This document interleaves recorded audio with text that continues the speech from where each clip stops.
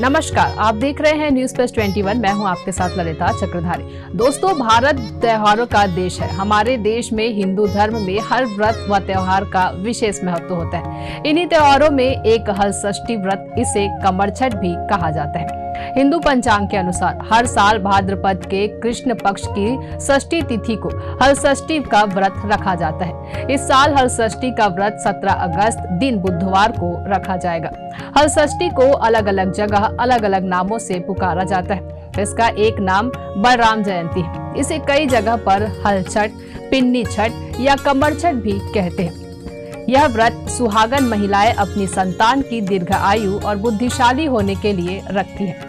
इस व्रत का विशेष महत्व क्या होता है, आइए जानते हैं। हलषष्ठी के व्रत में भगवान गणेश व माता गौरी की पूजा का विशेष महत्व है। तो बिना देरी करे आइए जानते हैं हलषष्ठी व्रत से जुड़ी विशेष जानकारियाँ।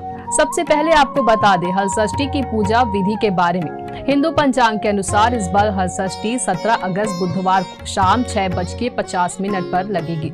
यह तिथि अगले दिन यानी 18 अगस्त को रात 8:55 तक रहेगी। इस दौरान व्रत व पूजन किया जा सकता है। हलषष्ठी के व्रत के दिन पूजा करने के लिए कहीं भी दीवार पर भैंस के गोबर से छठ माता की तस्वीर बनाते हैं। इस दिन भगवान गणेश व माता गौरी की पूजा की जाती है। उसके बाद गणेश और माता गौरा की पूजा करते हैं। इस व्रत में महिलाएं घर में ही तालाब बनाकर उसमें झरबेरी और काशी के पेड़ लगाती है और वहां बैठकर विधि विधान से पूजा करती है और हलषष्ठी की कथा सुनाती है। तो जैसा कि आप जानते हैं कि हर व्रत को रखने के अपने अलग नियम होते हैं। क्या खाए, क्या करे और क्या नहीं। अब आपके मन में हलषष्ठी व्रत को लेकर यही सवाल उठ रहा होगा कि तो चलिए आपको बताते हैं इसके बारे में। हलषष्ठी व्रत में हल चलाकर उगाई गई अनाज और सब्जियों का सेवन नहीं किया जाता। इस दिन भूलकर भी खेतों में जुती हुई सब्जियों व अनाज को खाने से बचे।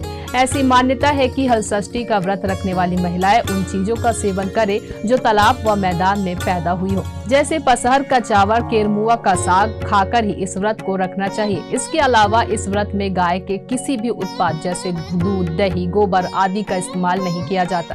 केवल भैंस का दूध, दही और घी का प्रयोग करते हैं। तो आपको एक और बात बता दें कि छत्तीसगढ़ के प्रमुख त्योहारों में से एक कमर छठ को हल छठ या हलषष्ठी भी कहा जाता है। बिहार में छठ की तर्ज पर इस व्रत को करने वाली माताएं निर्जला रहकर शिव पार्वती की पूजा करती है। जी हाँ, यह राज्य का पारंपरिक त्योहार है। तो आइए आपको बताते हैं कि छत्तीसगढ़ में किस तरह माने जाते हैं यह त्योहार। छत्तीसगढ़ के प्रमुख त्योहारों में से एक कमर छठ को हल छठ या हलषष्ठी भी कहा जाता है। इस मौके पर कमर छठ की कहानी सुनकर शाम को डूबते सूर्य को अर्घ्य देने के बाद अपना व्रत खोलती है। माना जाता है माताएं संतान की लंबी उम्र के लिए कमर छठ का व्रत रखती है। जैसे कि आप जानते हैं छत्तीसगढ़ तरह तरह की भाजियों के लिए मशहूर है। वहीं कमर छठ में भी भाजियों का अपना महत्व है। इस व्रत में 6 तरह की ऐसी भाजियों का उपयोग किया जाता है जिसमें हल का उपयोग ना हो, जिसमें चरोटा भाजी, खट्टा भाजी, चेज भाजी, मुनगा भाजी, कुमड़ा भाजी, लाल भाजी, चौलाई भाजी शामिल है। व्रत पूजा के बाद माताएं इन 6 तरह की भाजियां पसहर चावल, काशी के फूल, महुआ के पत्ते, धान की लाई सहित पूजा की कई सामग्री, छोटी बड़ी पूजन की सामग्री भगवान शिव को अर्पित कर संतान के दीर्घायु जीवन की कामना करती है। और इसी तरह से आज हलषष्ठी का पर्व मनाया जाएगा। तो कैसी लगी आपको यह जानकारी, हमें कमेंट करके जरूर बताएं। और ऐसी ही रोचक अपडेट्स के लिए देखते रहिए न्यूज प्लस 21, आपके हक की बात।